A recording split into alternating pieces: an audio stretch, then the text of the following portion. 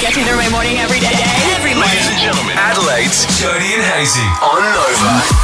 I have to admit, I was sitting in my lounge room on the weekend and I was watching Sunrise on 7, and the most awkward TV moment unfolded before my eyes, and I watched it with horror and I was aghast because I was like, oh, if that was me, I would die. So basically they were giving away $10,000 for Jetstar. They do this little competition that they're running. So they sent along Tegan Doling to knock on someone's door to say, here's a big novelty check for $10,000. Only problem was, Andrew Hayes? Oh, no. No one answered. Surely. So that's how you know. That's how you know it is unbelievably live and in the moment with the opportunity, a genuine chance for it to go pear-shaped. Yeah, so this poor girl was left flailing, and we've had to cut the audio down because honestly this went on for minutes and minutes and minutes, the poor girl. She's still knocking on the door as we speak. Yeah. Do you want to have a listen? Here we go. Come on to the door. There's no car in the driveway. Hello, Barbara. Maybe we'll see if we can go down this way. Are there signs of life in there? Is there someone inside? I can see a puppy dog down here. Hello, is your owner home, please? We'll come back to you, Tegan. Good luck. Ooh, good luck, Tegan. How did that turn out? I swear to God, that was the condensed version. She was trying to open the sliding door and it wouldn't open. Then she's like, oh, I can see myself on the TV. And so the woman was not home. And they eventually, they went back to her and they'd located her. She was out in the street. My question would be to the producers, could we have perhaps checked if she was inside before we knocked on the door and you left me absolutely treading water for minutes and minutes? But that would ruin the surprise. Oh, wouldn't it? I've had a moment on your worst TV moment or your worst moment in media. I'm going to ask you in just a moment. I had one where I was at the Rotunda back in the days when I would do the weather, and they threw to me and I was 30 seconds in. Now, just to peel back the curtain, you have an iPad with all your facts and figures on it for weather. My iPad just shut down 30 seconds in. Oh, and scary. for anyone who's going, oh, why didn't you just, ad lib for 3 minutes? It's 3 minutes of, it's 24 degrees in Ceduna, 28 in wherever, in Roxby Downs. There's no possible way you can memorise that if your iPad S's itself, which is what it did. So I had to throw back. I just had to go, oh, we've got some technical difficulties here. I'm going to throw back to you on the desk. Yeah, wow. So you're like, enough of this bus. Let it drive over somebody else. I know, but then they went back to the desk and the auto cue wasn't where I was. So the poor girl on the desk just had to also ad-lib, and it was just, it restructured. That era restructured the whole way we did weather at Channel 10 moving forward. Because of Jodie's what not to do moment. Oh, and you know what I'm like with technology too. There was no possible way I could fix this iPad on the run. Do you know what was crazy, Abby? It turned out they had some vision from the side and the iPad was fine, but Jodie was holding it upside down and around the wrong way. She's like, what's going on? It's a blank screen. No, it's around the wrong way. That's your trick that you do. Have you had a moment? Oh, I've had so many moments. Right. We spoke about this. You're like, has there been any moments? What do you mean, has there been any moments? What you mean, like this week or? Yeah. I remember I've had some good ones with the news moment where the teleprompter has failed as well. Because all of a sudden you go in this mode where you're just reading words. Yeah. And then you've got to go into ad-lib. It's two different modes. It's totally. So and when you see people who ad-lib and then also read the teleprompter, it's a very, very incredible skill. That's really, really right up there. I remember when I was doing the sample back in the day. Yeah. And I would it's when they had boundary riders. Yeah. And I would speak to players post-game, and we were at Woodville, so the Eagles had just won, and I've spoken to Matt Goldsworthy. Yeah. He still plays now. He's an absolute champion of a bloke and a very good player. And I started asking a question, and I did the silly thing. I had about 4 or 5 thoughts in my head. Yep. And it was like my brain competing for one thing. So I started one question, and then I started the next question, which contradicted the first question. And then all of a sudden, halfway through, I was like, no, abort, ask something different. So I asked 4 different things, and I'm looking at his face, and his eyebrows are starting to rise up as well. So I'm going, he doesn't. I don't know what I'm talking about. He doesn't know what I'm talking about. My God. So halfway through, I just stopped and I just put the microphone towards him. And I was in my head, I was like, Jesus, Goldie, just save me here, mate. Say something. And he, to his credit, was like, yeah, it was a great win for the boys, and no, it was all part of the process, 110%, full credit to the coach, etc. Yeah. And then we threw back. I reckon we threw back to probably John Casey or something. Yeah. And then I've just looked at him and said, I'm so sorry, mate. I almost died there. Yeah. He was like, I wasn't really sure what you were talking about. I was like, mate, you don't know what I was talking about. I don't know what I was talking about. Oh, very quickly, there was one of my favourites from one of my very close girlfriends. Her name is Laurel, and she interviewed the Premier or the Treasurer after the budget was handed down, which is a big day. If you're a political reporter, budget day's huge. And so they crossed to her and they said, Laurel Irving joins us now from the steps of Parliament House. And they went to her and she completely and utterly went blank. And so she basically put the mic in front of the Premier and she goes, so, there's a pause for about 10 seconds. She goes, She goes, are you happy with what you've done? That's good. And the Premier would have been so wholesome and so polite. I do remember back in the day, about 4 or 5 years ago, when I just started asking Hamish Hartlett about playing the Bulldogs that week, to which he said, actually, we're playing Richmond. That hurt my soul as well. Here's what you're waking up to, Adelaide. In the news today. Breaking news. What's in the news today? Your post-snooze news. So you and I, with the help of newsreader Abby, want to get everyone in Adelaide up to date with all the latest stories that have been happening in the last 12 to 24 hours. You could be going to work, coming home from the gym, could have done night shift. Yeah. Either way, you need the top 3 stories and we're going to give them to you. Can I kick it off with a little Crow story? Go on. What about if you're a Crow supporter and you saw last night the beautiful Mitch Cleary from Channel 7 announced that the Crows had been in contact with Patrick Dangerfield, I said Dangerfield, Stop it. to finish his career at Westlake. Really? What about that? He's 34 years old. He's been around for, I think this is his 16th season. Okay.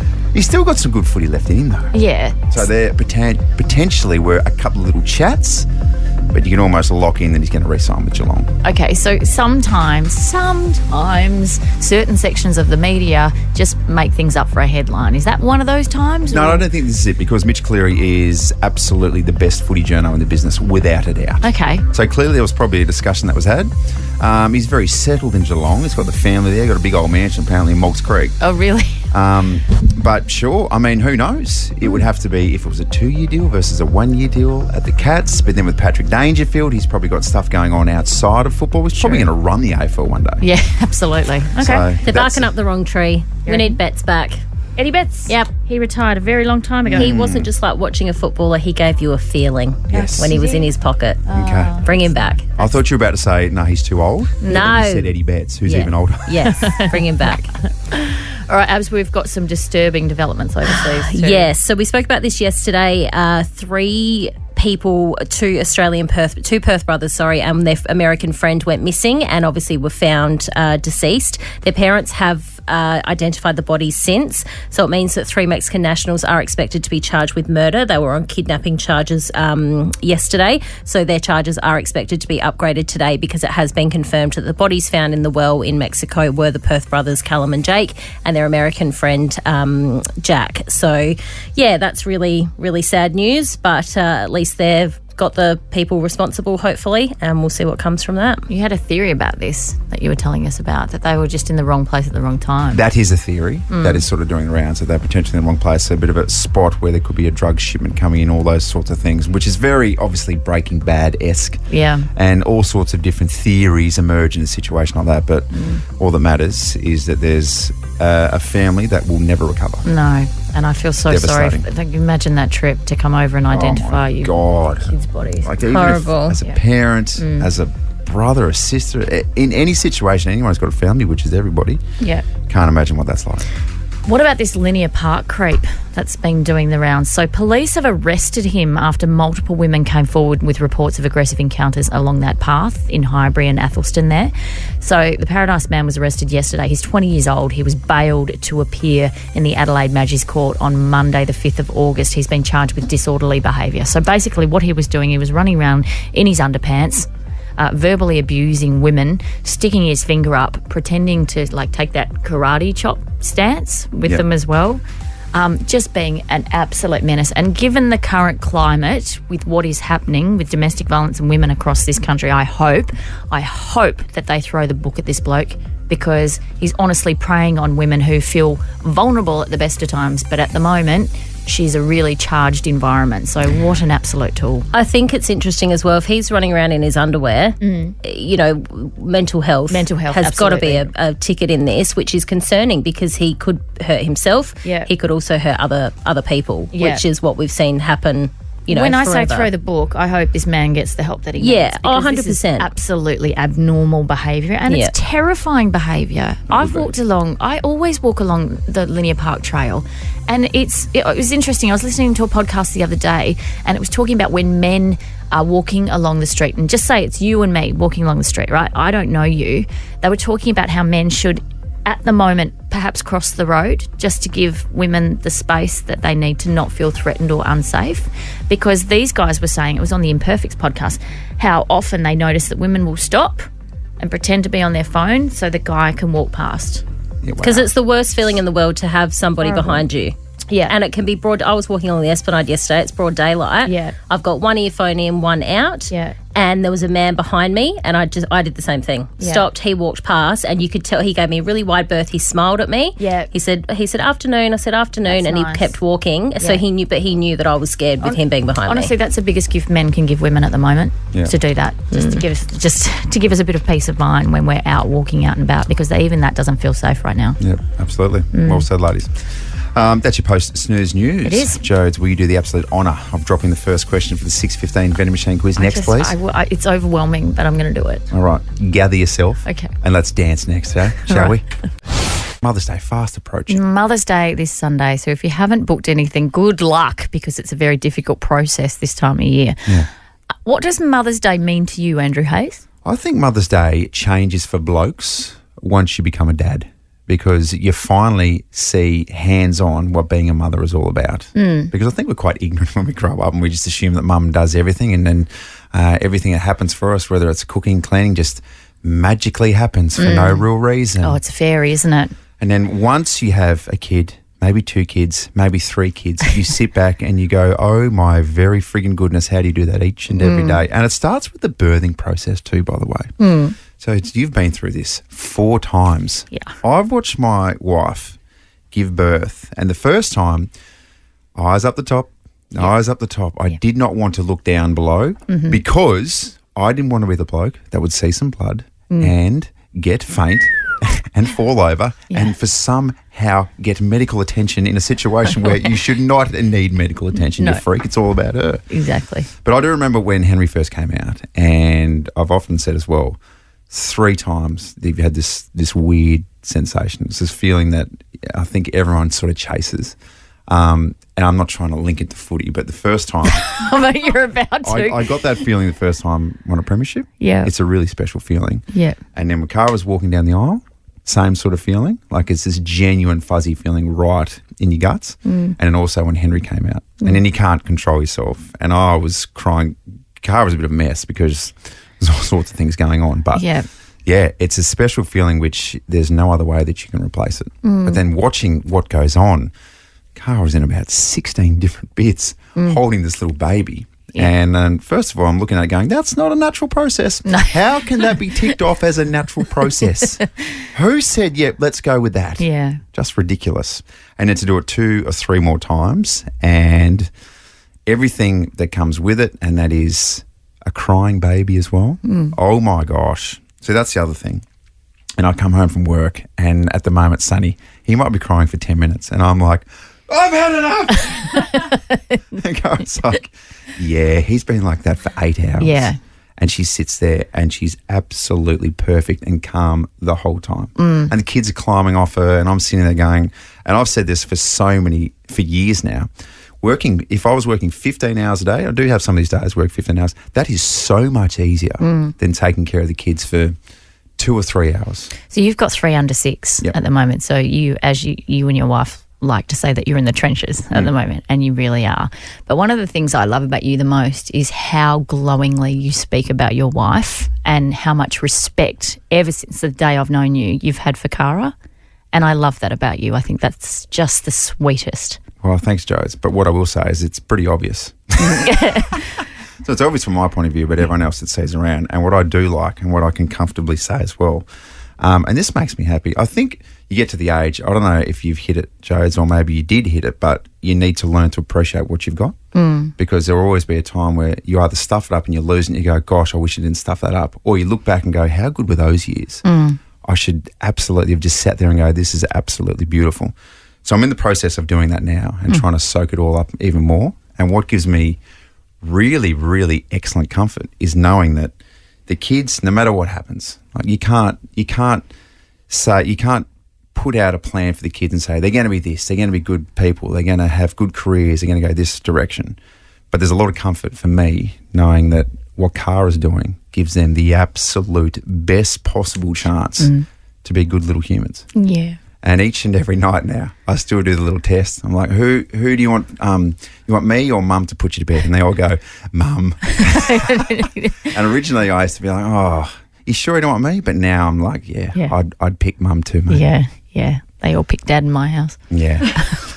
It's funny that, isn't it? It is. Nah, she does an exceptional job, your wife, and you're very lucky to have her. But I love that you appreciate how lucky you are. Yeah. Which is really nice. Jeez. So all the mums out there, I think your blokes are not good. We're not good at communicating, by the way.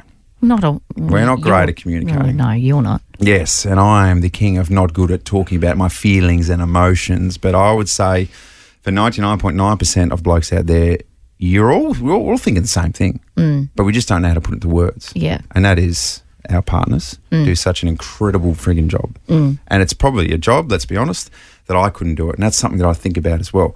If Cara wasn't there doing what she was doing, I'd be buggered. I don't know what I would do. I would sit there and be like, what the hell would I do and how would I raise my kids, 3 kids, to the same level that she is? It blows my mind. Yeah. That is so lovely. Jodie and Hazy, Ah, yes. Welcome to the decks, producer Zoe. Good morning. I'm Switzerland today.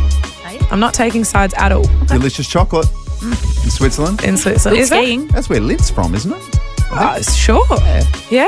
go Well, for it. I'm not taking sides because if I show even an inkling of support for Hazy, Jodie looks at me like I've just, insulted her Shot whole Bambi. family. What do you mean you're not taking sides? You've been very open about Yes. how you desperately want me to My lose. next point was, and you keep whinging. So I'm Switzerland today. It's probably a good idea, Zoe, because she does have her Jeffrey Dahmer glasses on. And you know what happened to his victims. Yeah, that's so Okay, true, Abs. So if you missed it first thing this morning, Abby said you look like Jeffrey Dahmer in those glasses. I think you look hot, Jodie. Thank you, Yeah. babe. Thanks. There you go, producer Zoe. Switzerland. Not much to like Switzerland. about Switzerland, although the flag's a big plus. Great. Awesome. Oh, God. Okay. Way too long. It took me way too long. All right. Same as always. 3 Nova hits, throwbacks, orchestralised. So pleased with himself. I'm not looking at him. Can we get into it? What are you doing? The callers. Oh, jeez, sorry. No, don't Bit of a you, heads up. Don't you get involved in Switzerland. Jenny I'm keen. from Andrew's Farm is on Team Jodie. First caller 3 chose Jenny. Team Jodes. Oh, thank you, Jenny. Thank you. Go, Jodie, you got this today. Okay, thank you, my love. I And- really Nicole from Morford Vale, Team Nicole. Hazy. Come on, Hazy, let's do it, mate. Let's go, Nicole! Let's go. Let's go. Let's go. Right. Song number 1, please. Sorry, a little bit premature Yeah. before. Should we Bit get into excited. it? All right.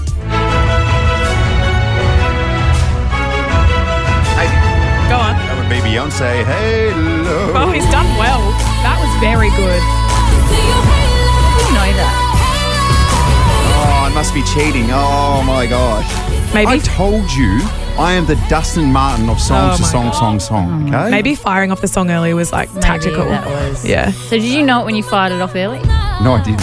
Yeah, he did. Oh, my God. Conspiracy theories, all right? I'm Switzerland. All right, song number 2, Hazy's in the lead. Come on, Jodes. Now I know how Michael Jordan Just feels. shush. You know what I mean? Song 2.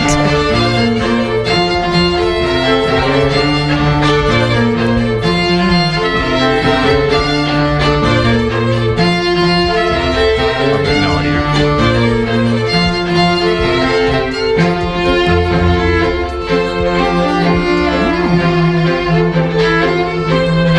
Come on. Oh, I think I've got it. Say your name. Hazy. Go on. It would be Neo. Give me everything tonight. Oh, Yeah, I'll take that. yes. What's going on? At one stage there, I was floating above myself, watching myself, and what I could see was this aura, and it was angelic. I'm trying so hard to be happy for you. Well done, Hazy. How about that, Nicole? What do you reckon? Yes. Good on you, mate. Not bad. That's a Wallace Cinemas voucher for the whole family for Nicole. Well done, Hazy. Well done, Nicole. No, good stuff. Why was it even so flat? Jodie. No, Jodes is holding it together really well. I'm impressed. Hey, should we play the Yeah, last I think one? we should. Just No. for, Come on, Jodes. just for the sake of it. Redemption. No, I think, because you can't help yourself. You're an absolute Jodie, look at me. D-head in this space. Jodie, Just- you will know this one. Okay. Let's Also, go. just know, Jodes, I'm in charge of the dump button, okay? I don't want to have to use it when you're being aggressive in No terms of swearing. the way that you describe me. Okay, ready?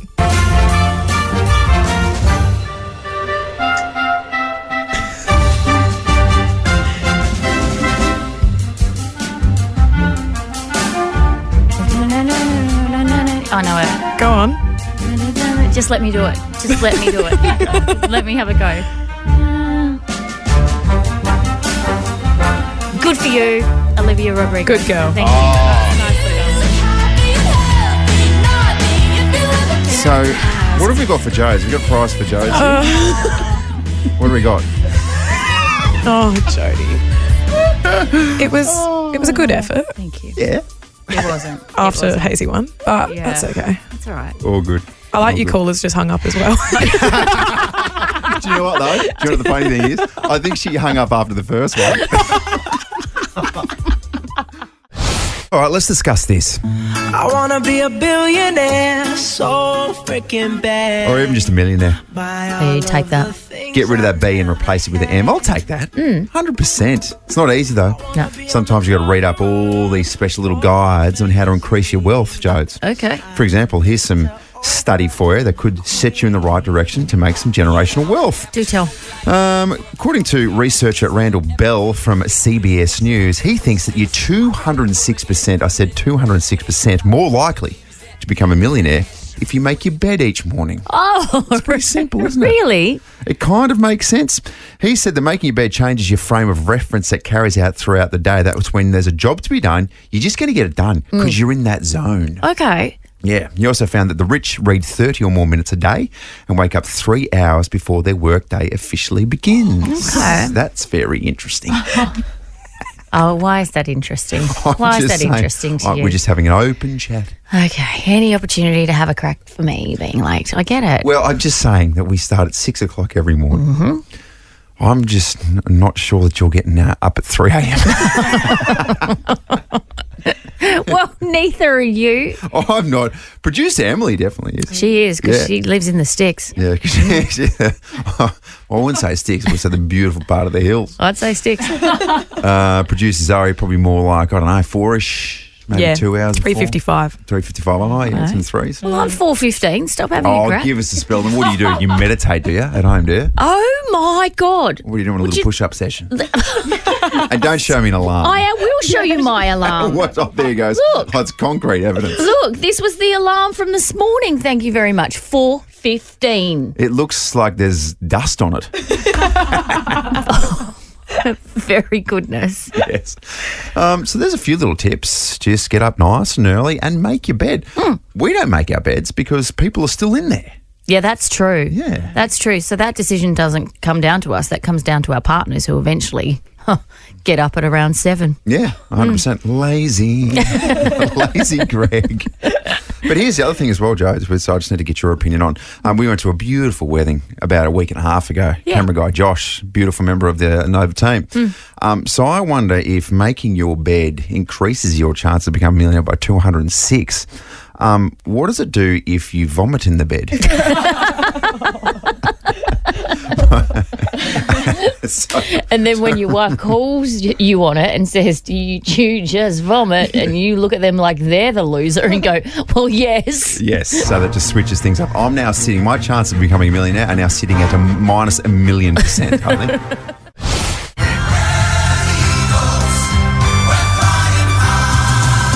Yeah, the Elizabeth Eagles. Okay, so just a bit of background for you. The Adelaide Football Club's 516-point victory, the Adelaide Football Club being the Fitzroy Football Club, has smashed all records and sparked fierce debate. So the final score of the Div 6 match, 82-24, 516 to 000.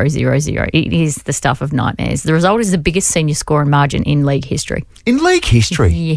That's not the record you want to be a part of unless you play for the Fitzroy Lions. So what about this? They were up. They had a 369-point lead at three-quarter time. 369-point lead. And Fitzroy are like, nah, we're not like foot in the throat stuff here. They kicked a further 24 goals in the last quarter. The boys went, there would have been some hungry players for some extra goals as well. One of the blokes kicked 29 goals. So Josh Rossenthal kicked 29 goals. Thoughts and prayers, though, for James Ellis, who kicked 17 goals and still missed out on being best on ground. Imagine kicking 17 and no one hit.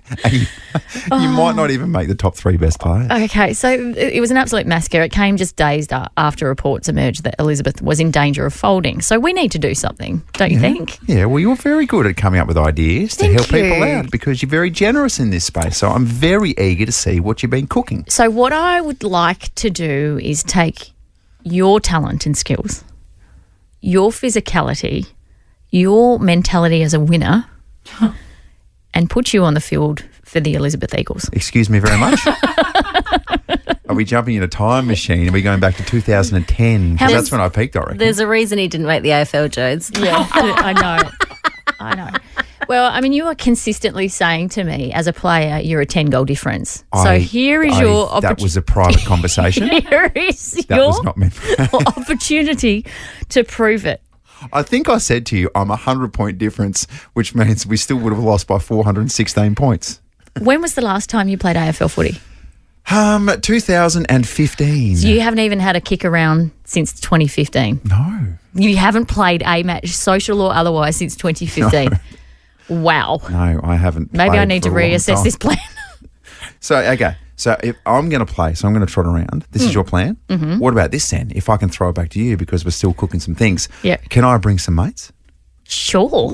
Ooh, okay. Can your mates play? Now we're cooking, yes. I mean, it doesn't matter at this point for the Eagles. I've got a few blokes in mind who still play or are either freshly retired. In fact, there's a couple of blokes who are freshly retired, which means that they probably could get a boat because they're not lined to any other clubs. Yeah.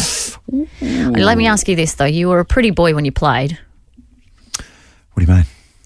You were a pretty boy when you played. You understand the meaning of the words pretty boy, yes? What the hell are you talking about? I played at the Ponderosa. I played for Centrals. No pretty boys out there. Have you hardened? We're hard as guts. Have you hardened up since you retired? I've got a lot balder. So technically, if I was pretty back then, time hasn't been too kind for me. Okay, so I've planted the seed. Yep. You've agreed that, I'm in. If we can organise it, you will pull on the Elizabeth Eagles Guernsey and play for them. Yeah, yes, Okay. I'm in. Can you imagine if they turned around and went, nah, sorry. They're shorter players and they go, no thanks. Yeah. Oh my gosh. And they're like, if you're going to get us a premiership player from Central Districts, could we at least have the Gowans brothers? Yeah, they go, what are Chris and James doing? I'm not sure the boys are in tip-top playing condition as we speak. Maybe we could rope them in. Maybe we could try and recruit some of them. All right, so here's the deal. I will play, one, if they let me, and two, if I can recruit one or two players as well. Deal. Okay. Banana peel. Excellent. Let's We're go. on here. Let's go. Let's start building. Ooh. I'm a little bit excited. What's that? Oh, it's my hamstring screaming, no! Your calves are in, though. Your calves are all about it. Calves are still prancing around like pork chops.